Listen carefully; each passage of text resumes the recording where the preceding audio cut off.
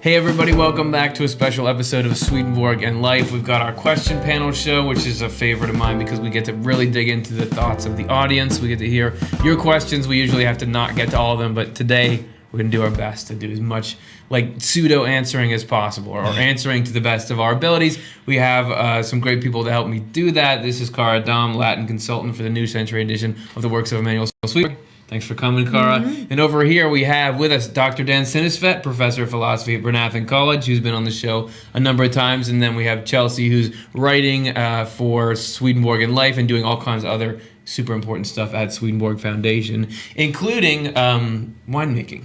Right? We were just talking as the countdown happened. When should we introduce our wine thing? But I think now is the time. So will you tell us what that's all about? Sure. So a few weeks ago, we did a show called Spiritual Fermentation. Check it out if you haven't seen it already. Yep, Off the Left Eye YouTube channel. And so for that, we sort of go into the spiritual parallels in the process of fermentation and how it reflects our spiritual growth.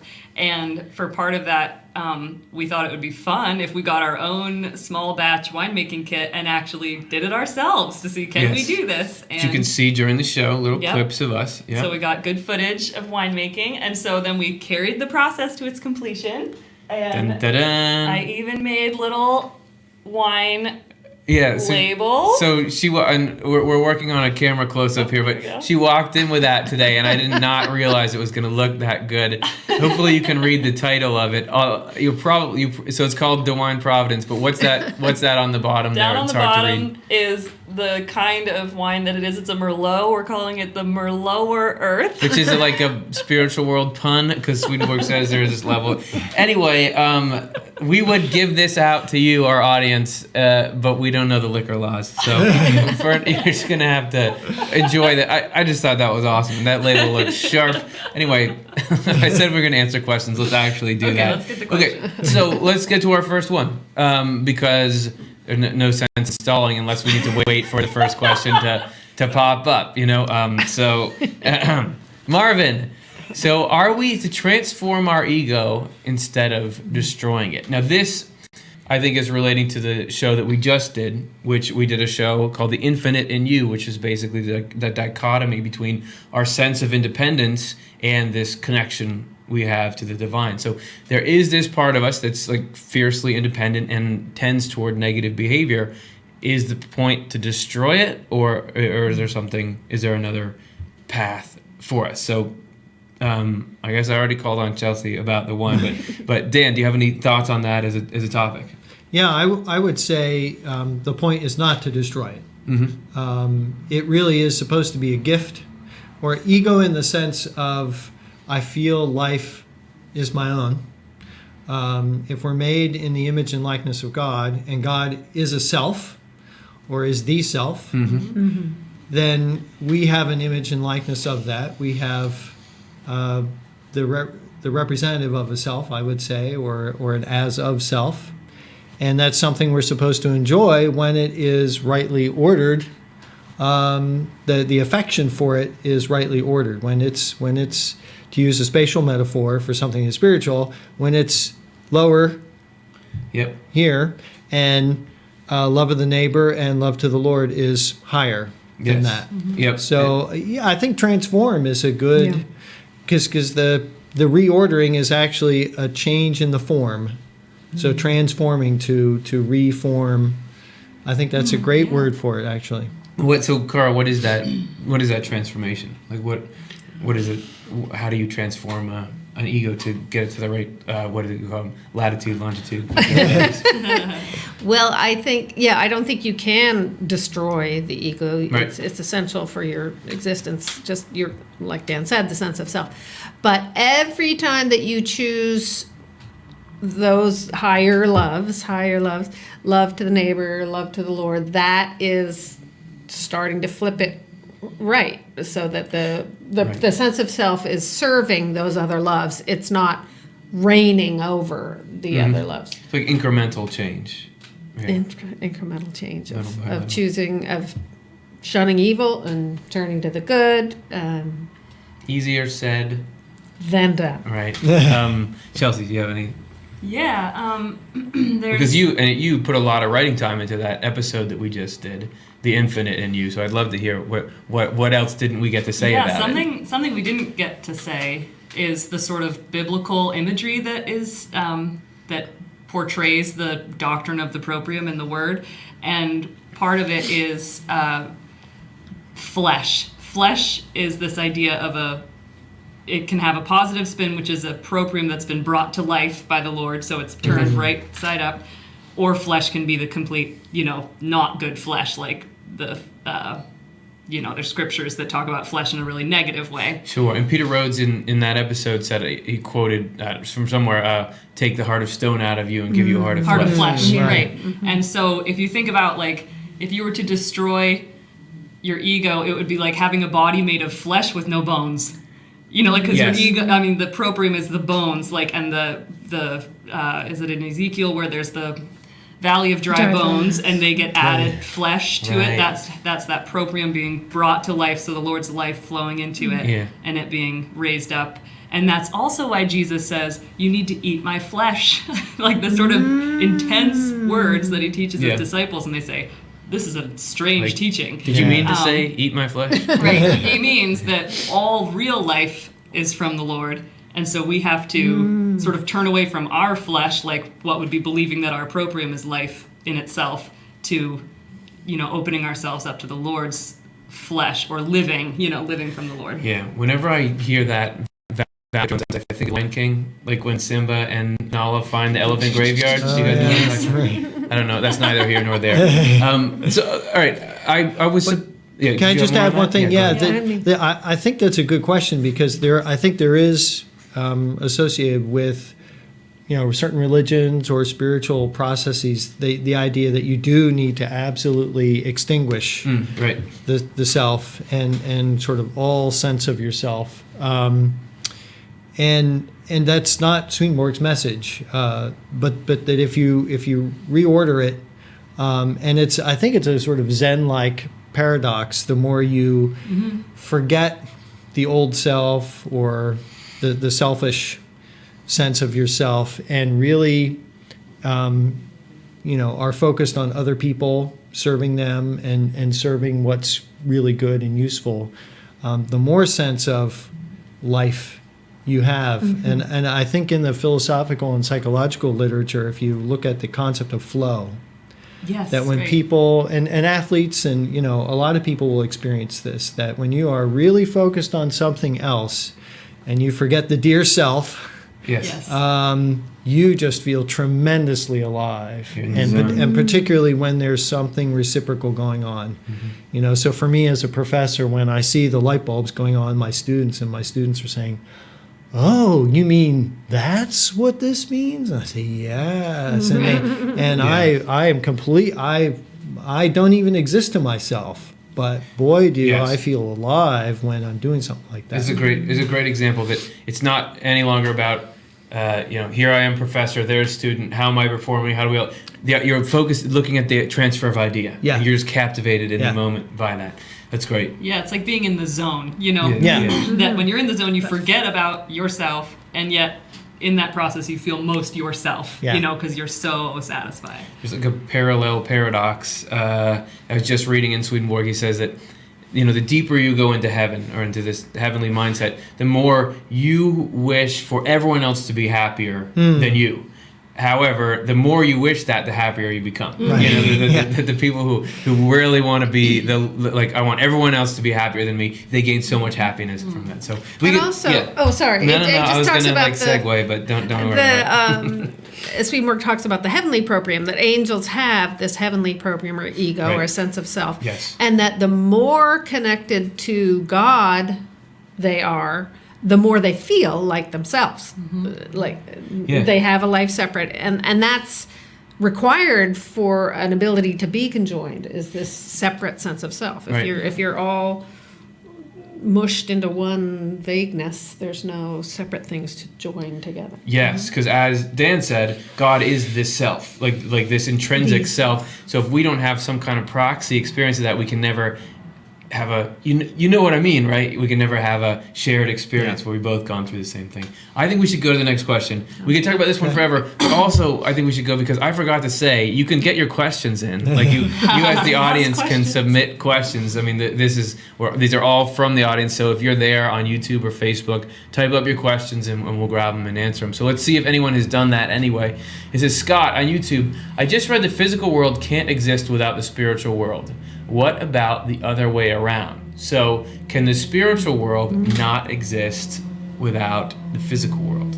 And I know that there's some commentary about foundations, and the necessity of not just the physical world, but the people in the physical world supporting even heaven. But do you guys have any further thoughts on that? Yeah. I think about, I was just sort of trying to wrap my head around something along these lines. And this, when we talk about the program or the sense of self that could somehow live apart from the Lord, when it's like, actually, the Lord's life is never not present, or we would just stop existing. Mm-hmm. We would just lose all consciousness. And so even in people who have turned away from the Lord is still giving them life to get the experience of existing. And in a similar way, like the Lord is the infinite, and you'd think, or he's the uncreated, the uncreate. And so, but that the Lord is always creating. That's like a part of who he is to create the finite universe. And so, in a way, the Lord would never want to exist apart from having a created universe that he could have a reciprocal partnership with. So in a similar way, that's sort of, I would say that, yes, the spiritual world can't exist without the physical world. I don't know if Swedenborg is clear that the physical world is from the spiritual world, like it's a effect from its cause, but at the same time, the Lord is always wanting to manifest in that way, so it would never not manifest. And he does say that without an effect, a cause is nothing. That you can't have one without the other. But yeah, Dan, did you have something? Well, yeah, just that there's this idea of if God's really infinite, then there's going to be this fullness of expression. In other words, let's say that God really is infinite love. It doesn't really make sense if he would go halfway. So, just as we have a couple of moms here and a couple of dads, why would we just go halfway to express our love to our children? If we really felt that love, then we would not just think about helping a sick child or pour half a teaspoon of the recommended dose. Sure. we would really fully try to find that full expression of the love. That's good parental advice. Let me write that. So there's that, and he really there's this idea of the fixedness of the natural world. Yeah. That there's time and there's space and there's limits, and these have a way of really making things real in a way that's absolutely necessary, because the relationship between the natural world and the spiritual world is an organic one.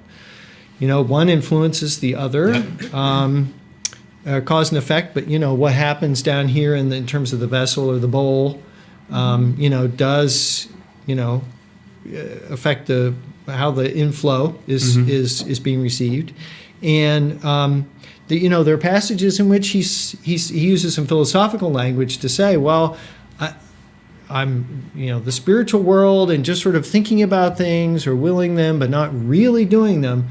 This is idealistic dreamers. Okay, that you really, if you really love something, if you really intentionally want to make it happen in freedom, then you take action, you do it. Just as the Lord does too. He, is totally acting all the time, right down to the natural. And you think, why don't we just suck everybody out of earth and put them all in heaven? Why don't we all go be in heaven together? But Swedenborg says that actually angels, you think of angels helping us. that's what they're doing. But actually, we are also providing a service to angels because Right. we are sort of the termination of their thoughts. Like we're sort of the bottom level. He cites a parallel to this in the nature of biblical correspondence, Yeah. that the natural sense, the outermost level, is necessary to hold the ones above it. And he describes the physical world sort of like skin. Without that, you can't have these higher levels. And as we were discussing, we were writing this last show, a part of you that's formed in the physical world. Yeah. He even says like the purest physical substances Yeah. accompany you to the spiritual, whatever that means. there's you gotta pick up your key card or whatever that is here Yeah. in order to be a spiritual. You couldn't have the spiritual world, whether or not it could exist, it couldn't function well without the physical world. Yeah, he even calls it a border.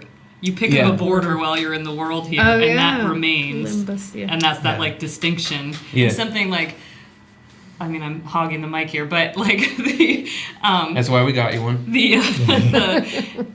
the Swedenborg talks about how the Lord's intention is a heaven from the human race. Like that's the end in view, is just to create this finite creation that he can have a reciprocal partnership with, that he can bless from himself and, love, like you said, have an expression of his love. But for that, there's that whole essential like cycle that the Lord operates in, where it's from himself all the way to the outermost part, which there he creates free human beings in this natural world who then die and become the spiritual world, populate the spiritual world and become heaven if they choose to. And that he can't create. That's why it's such an essential principle of Swedenborg's writings, that God doesn't create angels apart who weren't once beings in the natural physical world. Because the Lord can't just go, bink, I just put a new angel in the spiritual world. He has to work according to this design of coming down, creating free human beings in the physical world who then can populate the spiritual world. Sure. So in that way, that totally shows that essentialness of the physical world. Everything is process oriented. I mean, Yeah. if we're seeing a world here that's created by God, everything's in order. The way a plant grows, I'm trying to grow some plants in my garden right now. They've got to have all the necessary conditions. They've got to progress from seed to shoot to stem to hopefully flower at some point. And that's the way everything works. Why wouldn't it work on a larger scale as well? Yeah. I feel pretty good about this one. Should we Oh, no. Okay, just one That's what I thought. say. Okay. You just say something there. I think that That's my car the words are somewhere he talks about how the physical earthly world is the basis, containment, and support of the spiritual world. And that, it's like a grounding, literally a grounding for the spiritual world. And that reminds me too of how he describes the Word or the Bible, that the Bible has these inner spiritual meanings, but the most powerful, he says, is the literal sense, because it has all of the layers in that outmost Right. layer. So it seems like it's that bottom level is very important to the integrity of the whole thing. Yeah. Good. So it makes us feel good about inhabiting it for a little while. Yes. Right. It's very useful. Yeah. All right. Let's see who else has got something for us. It says Shelley on YouTube. How do our loved ones who have passed feel when we cry and mourn over losing them? And I see an asterisk by feel there. I'm not sure of its representation. So, what do you guys think? I mean, this is a pretty important question. I mean, anybody who's got an interest in spiritual world kind of stuff has got to also have an interest in reunions and partings. And so, how does emotion carry from one side to another? Do we have the same kind of relationships? Do the people that get their care that we're thinking about them here? So Dan, do you have thoughts on that, or Carl? Well, did you want to go first? Oh, I just have a thought. Swedenborg talks about how love is the real thing. Love is God. God is the only thing that exists. Yeah. If love is the real thing, then there's some lasting connection with our loved ones.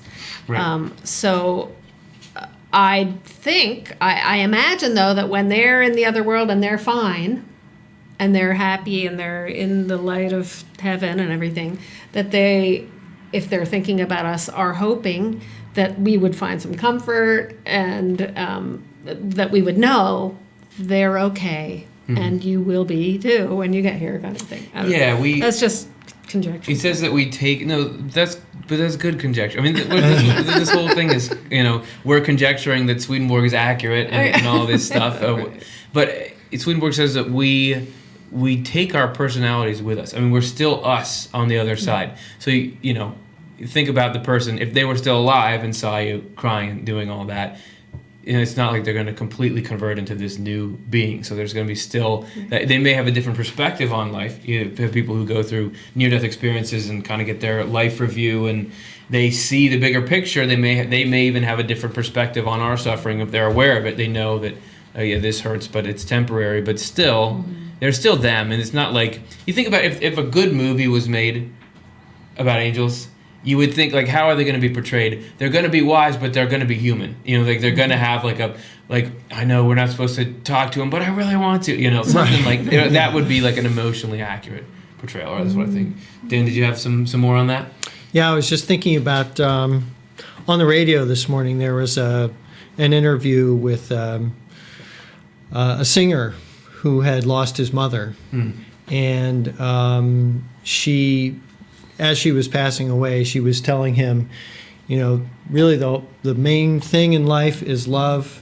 And she said, you are my good. You're my value. If you just keep going forward and doing what's right, you'll be fine. You'll be okay. And this was a man who had been homeless on the streets and going through a really hard time. And the song is about changes. And it's an extremely emotional song. And when he sang it, he was talking about how someone in the audience, he came out into the audience afterwards, and there was a guy who was saying he had just lost his parent, and he said, we just cried together for a few minutes, and if there's that's an expression of affection, and affections are derivatives of love, and even though in philosophy there's this big debate about whether love lasts or not, and now love has a lot of different meanings and connotations to it. Sure. But Swedenborg is really clear in that love is not a psychic state that is an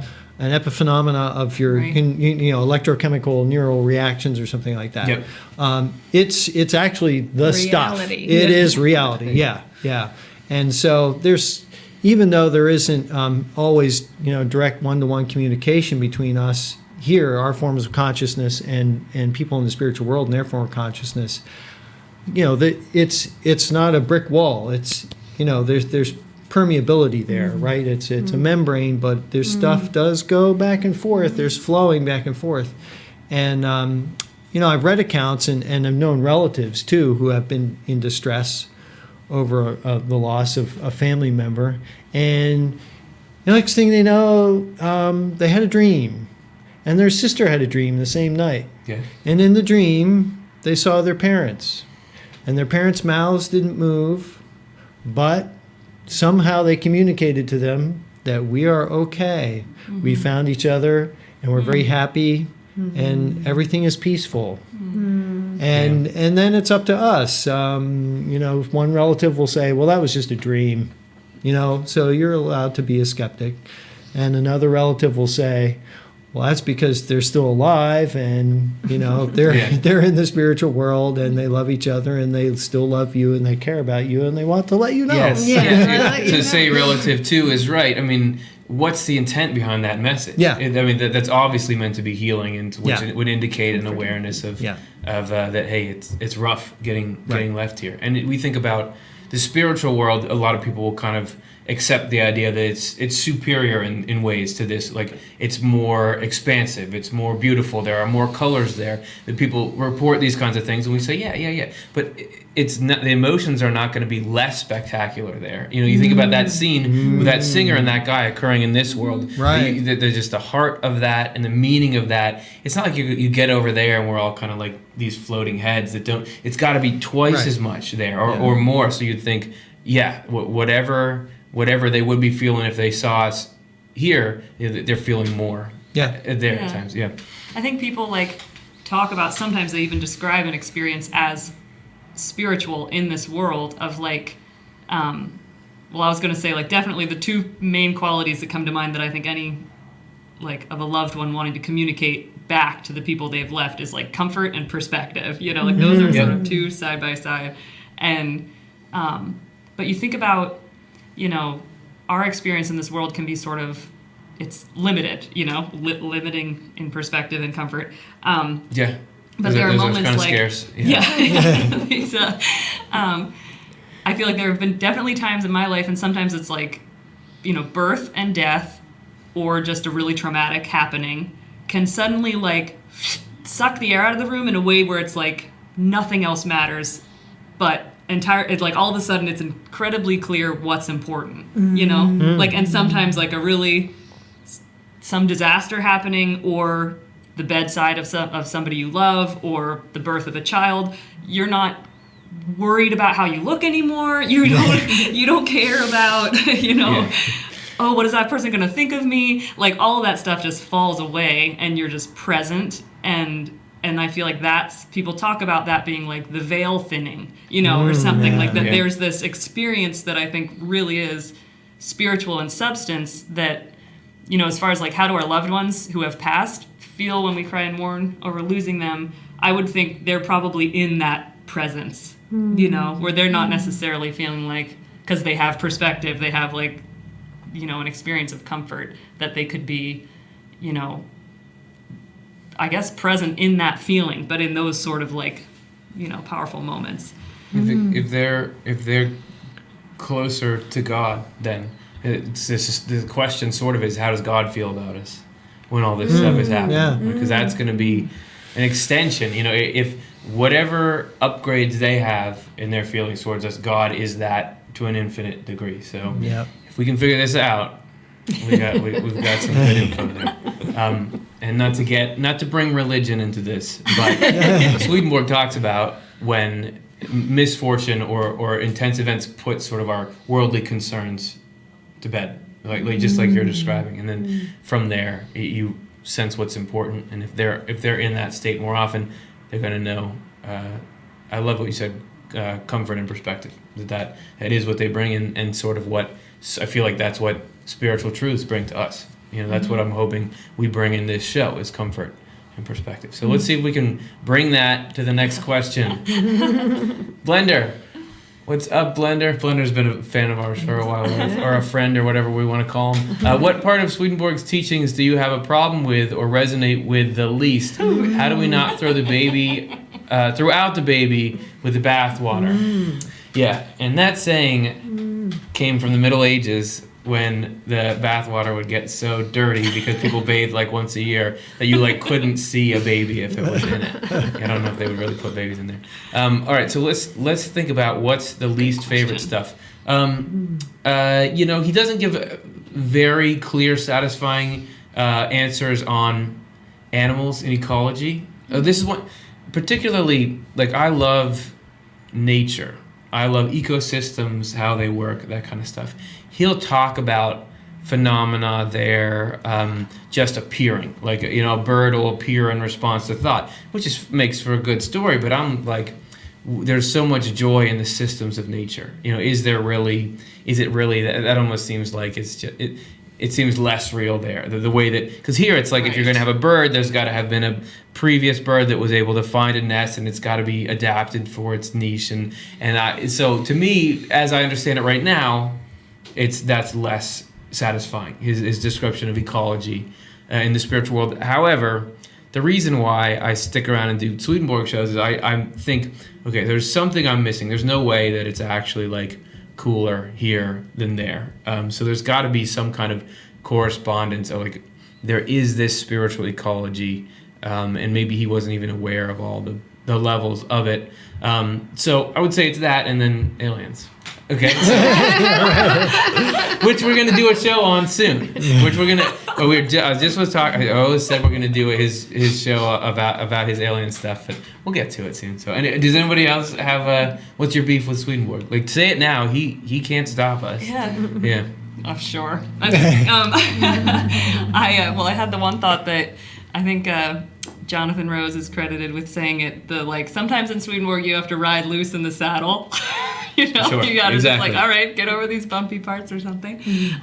So one one area where I have to ride loose is around, I mean, there's a lot of, it has to do with like gender and gender distinctions, and I think there's, a long history of the human race maybe using gender discrimination in a negative way, but I don't, Swedenborg's not saying, oh, well, their gender doesn't matter. He's very clear about sort of these distinctions between the genders, and he even like amplifies it.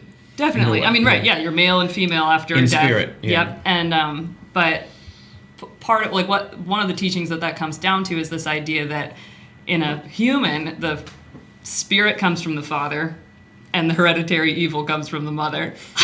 Sorry, I'm just like. If you don't know what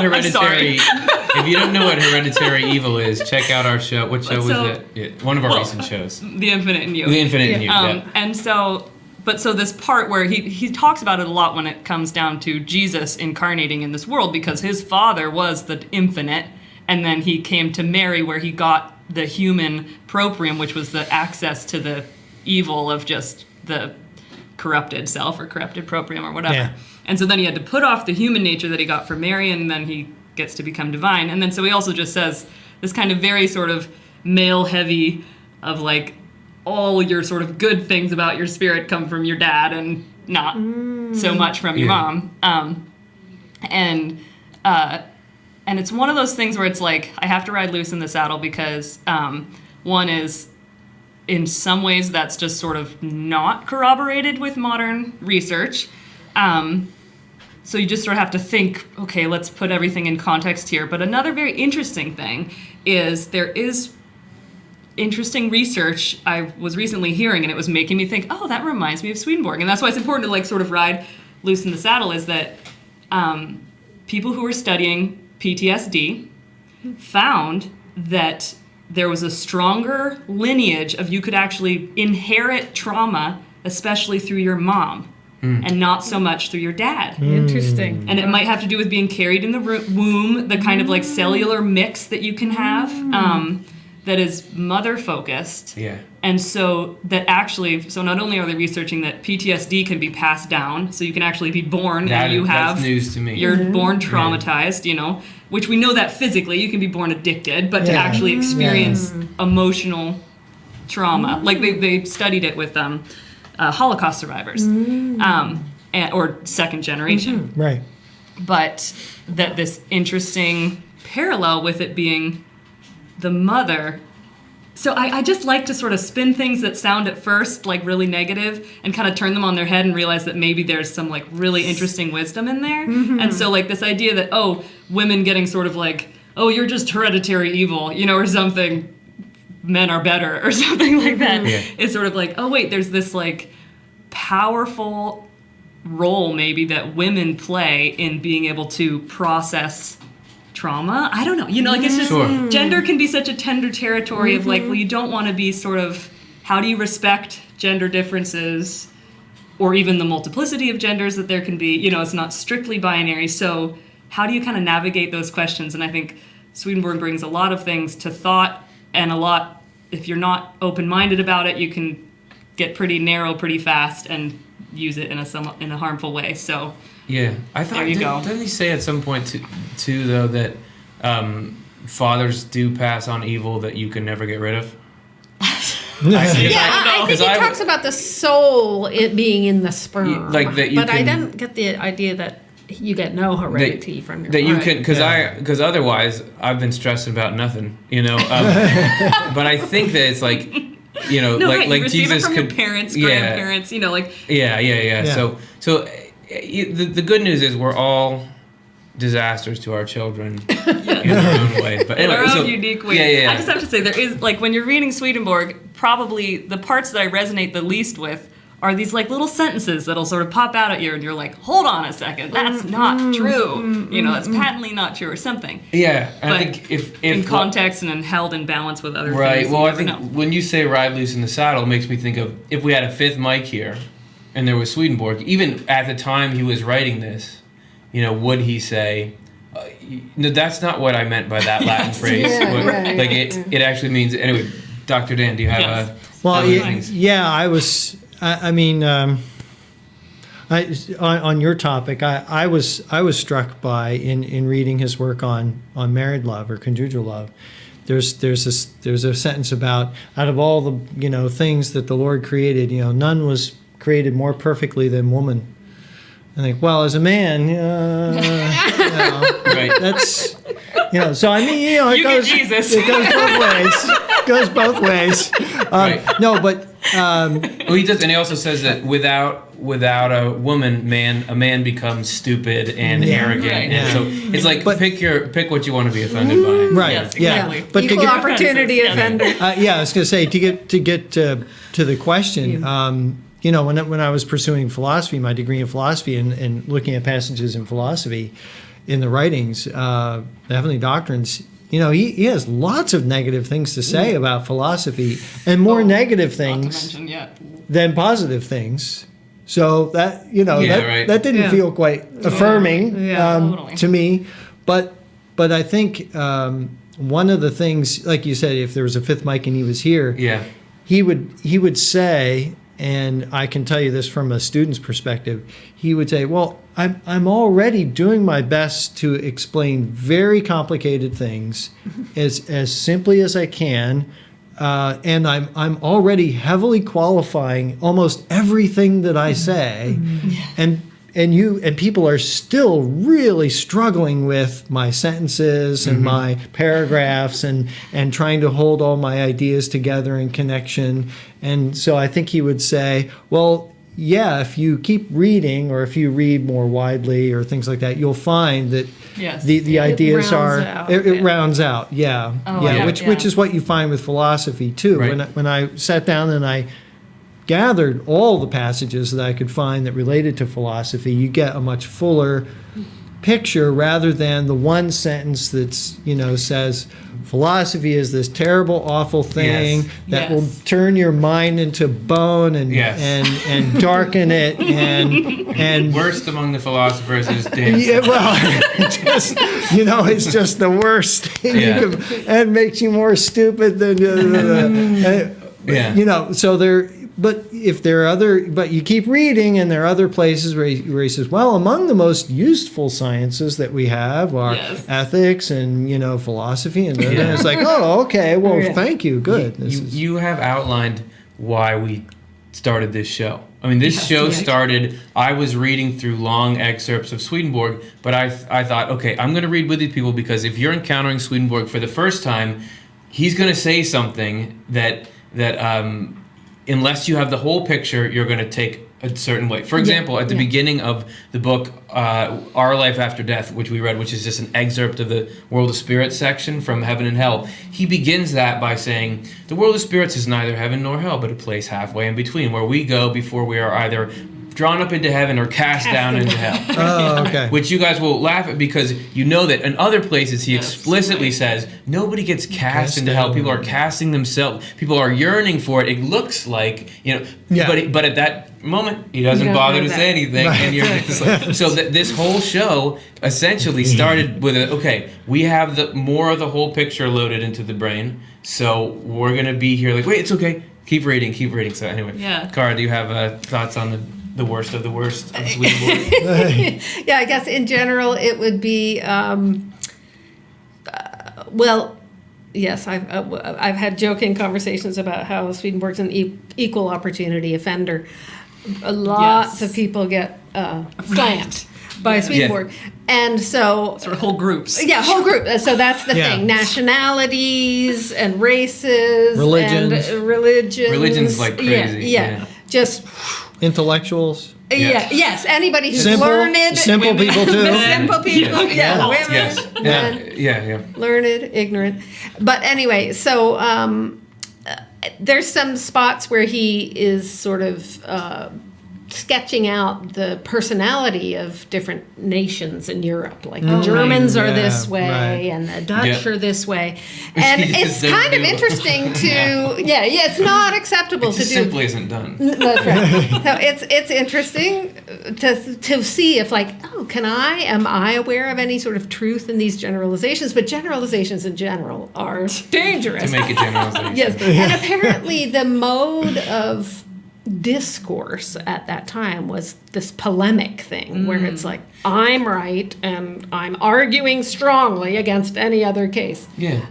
So I like, It's a philosophical theology in that regard. I mean, he Yes. really, I mean, he actually uses technical philosophical language, Yeah. in specific terms, and then also the way his thought is structured too. He says, well, if you recall, 10 pages earlier, I said this, and then I said this, and then I said this. And so it now follows that. Yes. And if you look at, he's saying, well, I gave you these propositions as premises, and now here's the conclusion. Yeah, yeah. And I mean, that's I was like, philosophical style.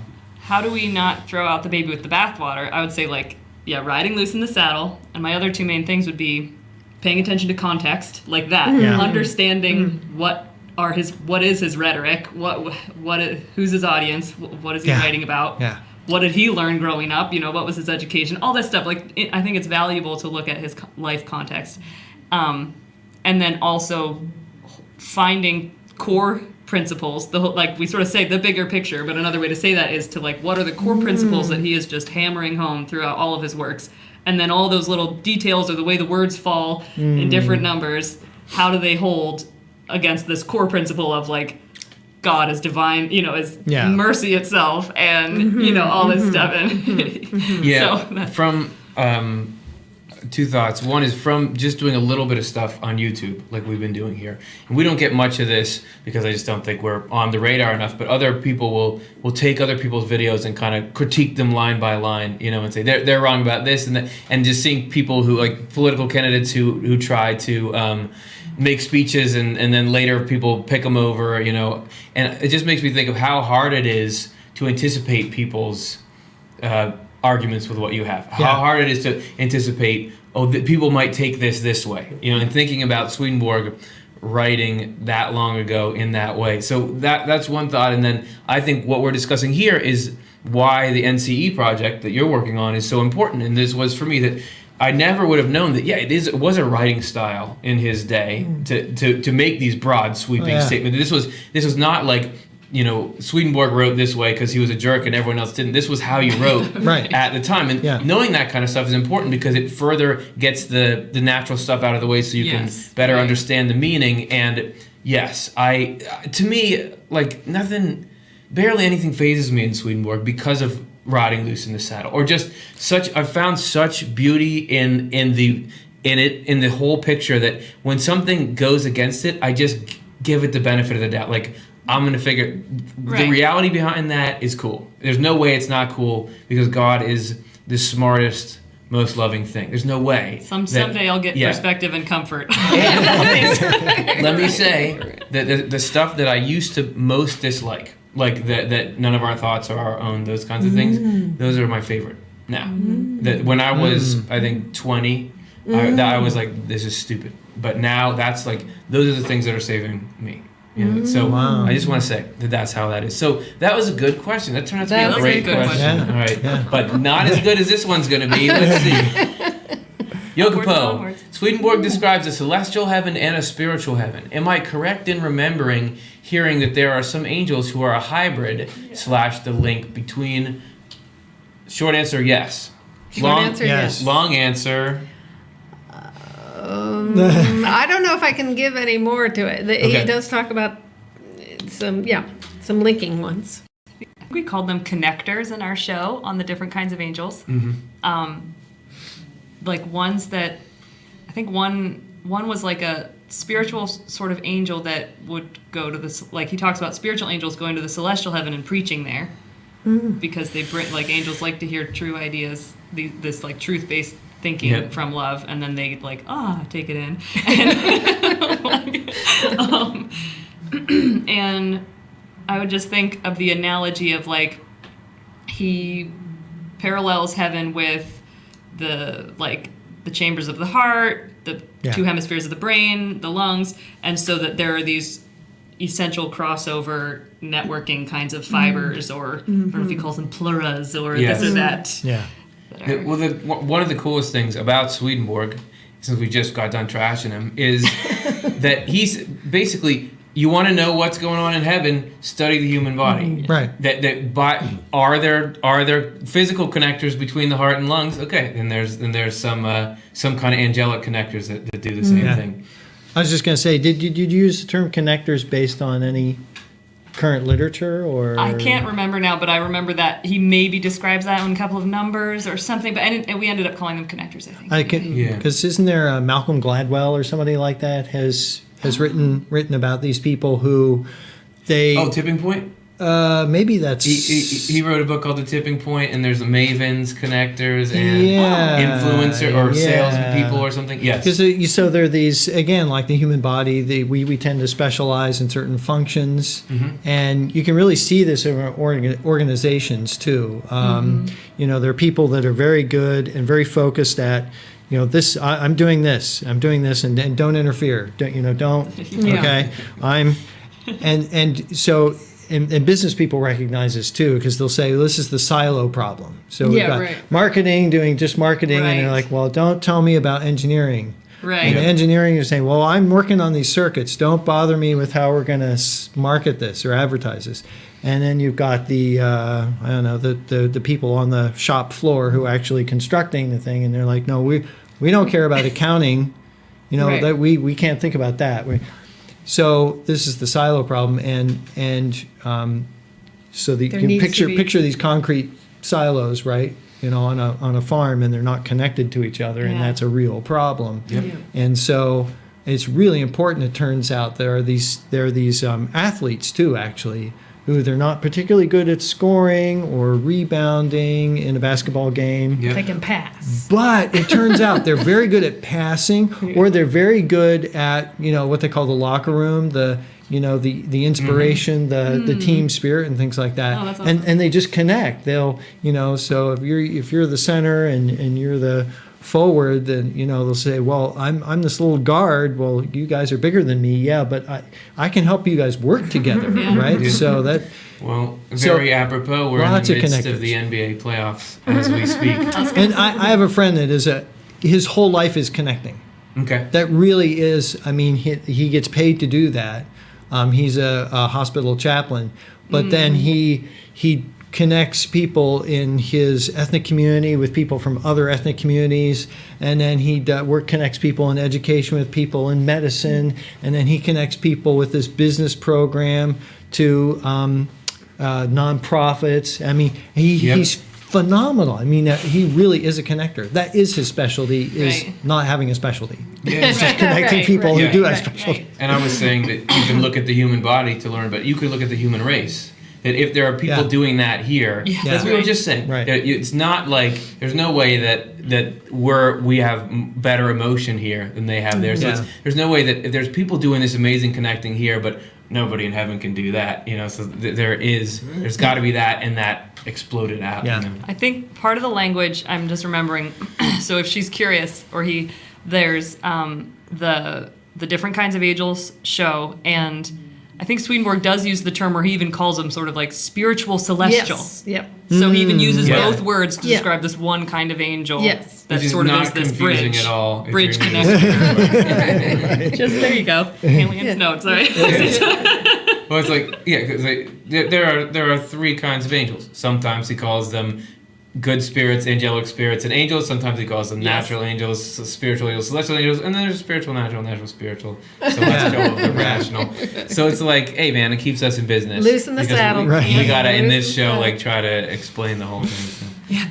All right, I feel good about that. Should we do? Okay. We got maybe time for one or two more. Do you need to go through Jesus for the forgiveness of your sins? I.e., do people like Jews make it into heaven? So this was something that this is something that is not a very hard selling point of Swedenborg, which is that you can heaven is an open door to anyone who's living rightly by what they believe. Now, if you want to go into more like what actually consists going through Jesus, he would have a very different take on that than say somebody who says you've got to say the name Jesus to get to heaven. So do we have thoughts on this? I do. Okay. I have just been thinking about, with this Infinite and You show, but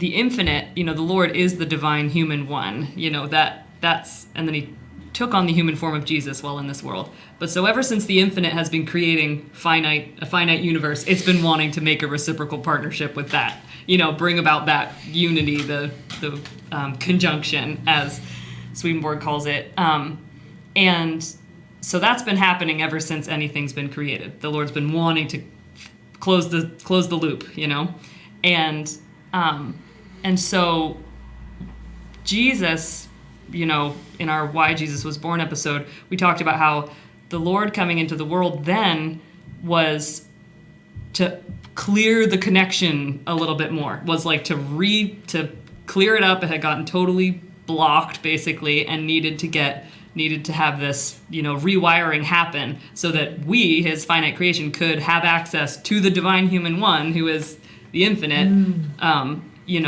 be able to connect. And so, in the way, so Jesus' work in this world was sort of an essential thing that sort of cleared up spiritual blockages type stuff. You can listen more about that in the show. That's a technical term. Yeah.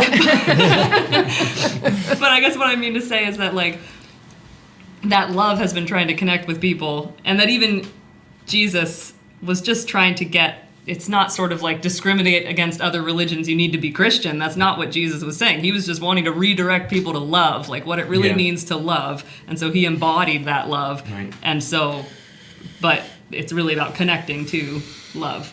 Yeah, I was going to say he made a point of going to the Samaritans, going and telling, you got to reach out to the Gentiles and things like that.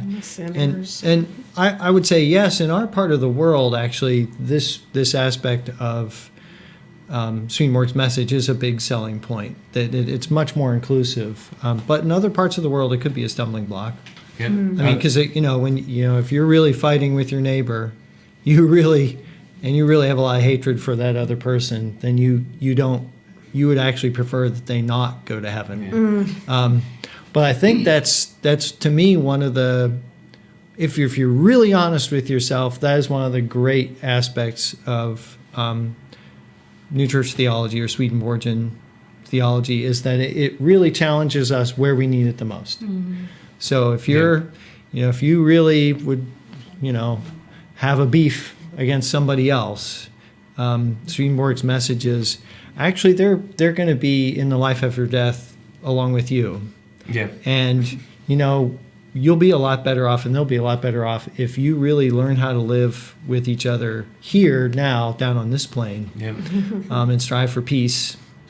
Doesn't sound so bad. It sounds really good, actually. And that inclusiveness, not everybody on YouTube likes that, yeah. So that's true. Cara, did you have thoughts on the whole subject? Amen, everybody. Yeah, Amen. I have one final thought. Sure. Which is part of the package when Swedenborg says that people of any faith can go to heaven, is the what you might say, the functional use of truth. True ideas is meant to connect you to love. And so Jesus coming into the world, he was just embodying Jewish scriptures. He was just trying to, his whole purpose was just say, hey, when you live according to this faith, it connects you to love. Isn't that great? You guys maybe sort of forgot that that's what the purpose of this was. Yeah.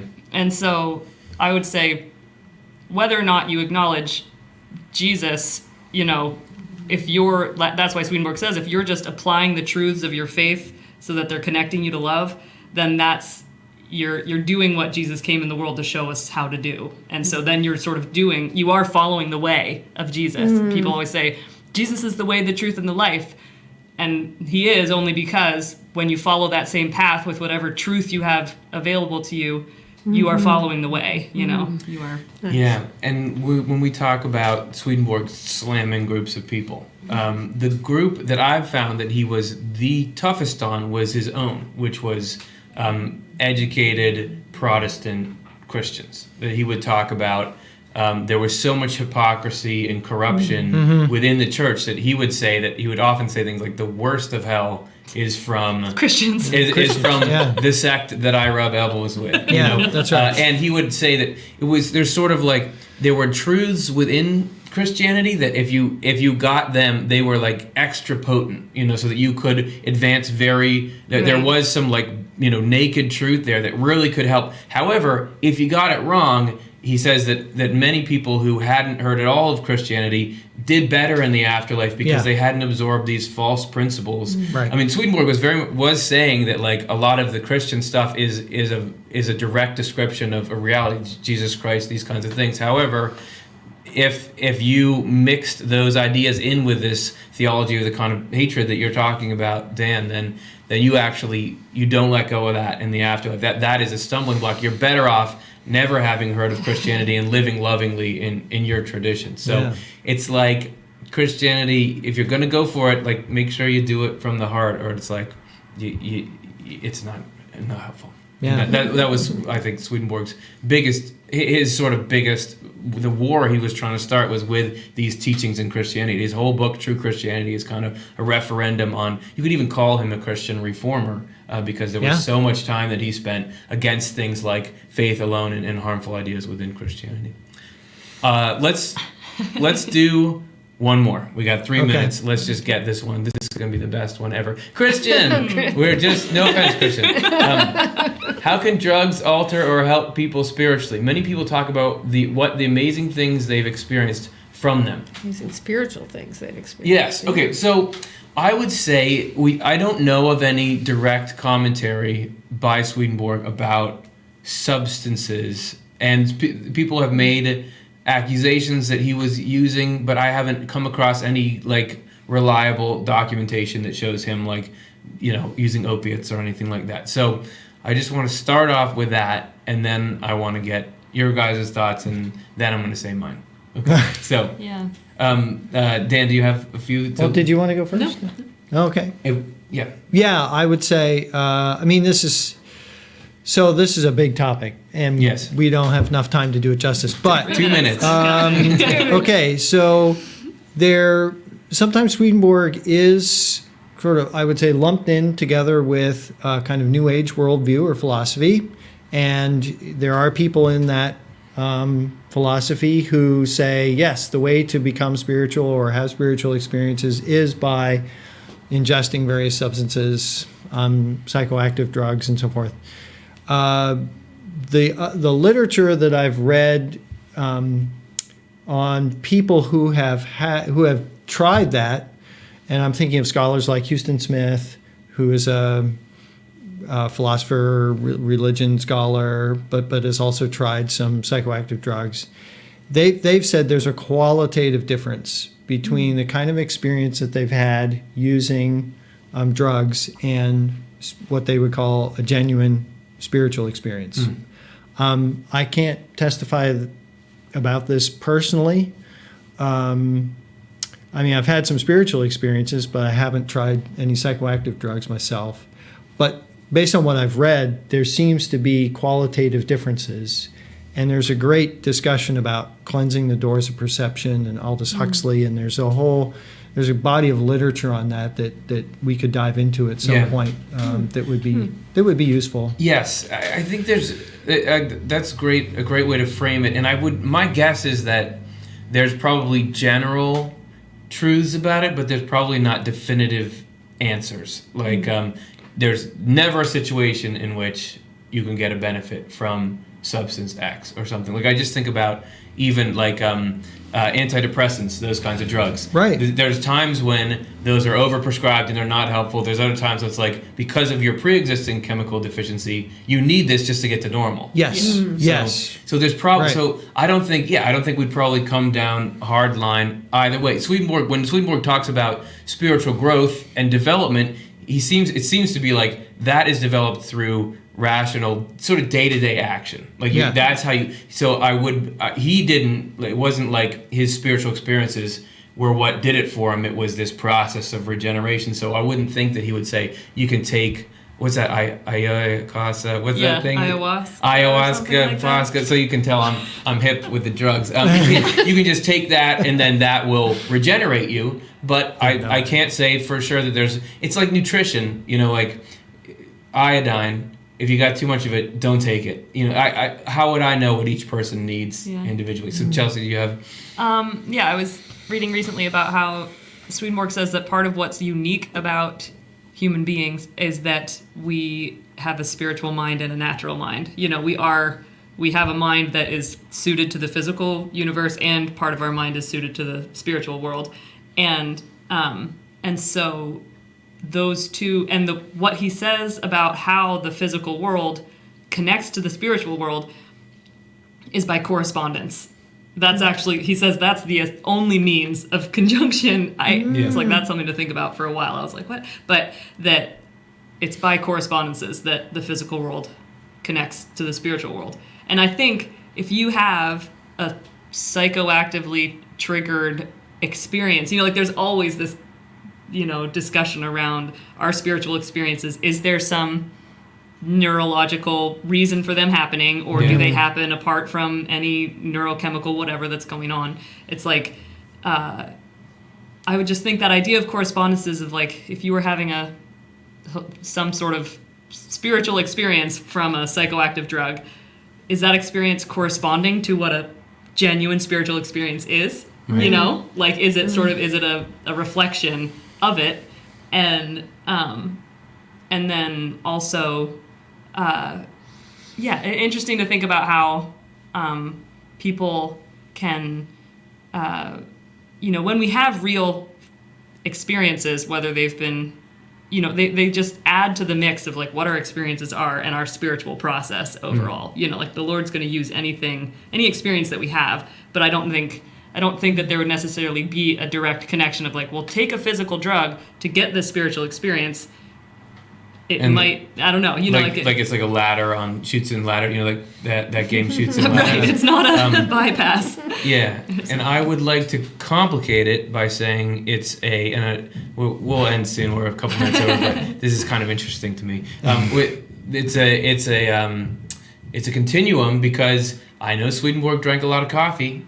Right, that's a substance that has an effect on the brain. When he was writing, I heard that when he was, like, really in his writing mode, he would just, like, eat sort of rolls and milk and coffee, and, like, that was what he did. So anyway, it looked like you were going to say something. Well, I was just going to say part of the answer to this question hinges on the definition of the word spiritual or spiritually terms, and so not to dwell on that too much, but there's a spiritual experience in the sense of a paranormal experience, something out of the ordinary, okay? Yes. And then there's a spiritual experience, putting the emphasis there, because repentance is a spiritual process and experience. Right. Yes. Forgiveness is a spiritual experience, right? I mean, these are, consciously, intentionally choosing generosity over greed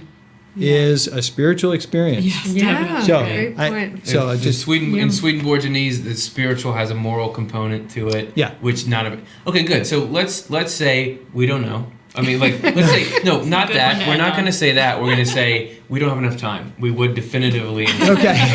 Did you have anything? Then we're gonna go. Thank you. This was a lot of fun for me, this whole panel discussion. I really appreciate you guys coming out and doing that. Hopefully everyone at home had fun, and that's it. So we're going to... Just kidding. I got a note that we're supposed to talk about the 100th episode, so next Monday, we're going to be filming a show in front of a live audience, like real people in the room with us, and you could be one of those people. There's the info there. We're talking about... the campus of Bernathen College, which is just north of Philadelphia. If you're in the area, come on out, hang out with us. It's free. There's no charge. We're going to celebrating almost 2 years of this crazy show. So that's going to be fun, and we'll see you guys there next week. Thanks again to the whole panel, and hope to see you guys there live.